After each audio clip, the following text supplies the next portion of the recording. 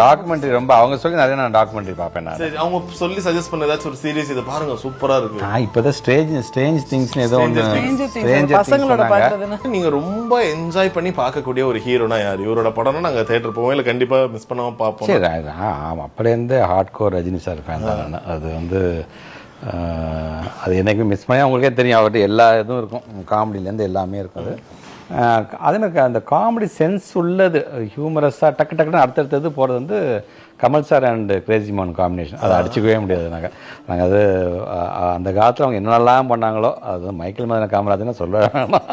So அந்த மாதிரி ரொம்ப காமெடியாக இருக்கக்கூடியது எந்த ஹீரோவாக இருந்தாலும் அதை நாங்கள் ரொம்பவே நான் லைக் பண்ணி ரொம்ப பார்ப்பேன் நான். ரைட். அன்பில் சாருக்கு ரொம்ப பிடிச்ச ஒரு ஹீரோயின் ஹீரோயின் அவங்க சொல்லட்டும், அவங்க கரெக்டாக கெஸ் பண்ண. எனக்கு வந்து ராதிகா மேடம் ரொம்ப பிடிக்கும் எனக்கு. Merry Christmas and Happy New Year from the Chennai Silks. Let the celebrations begin.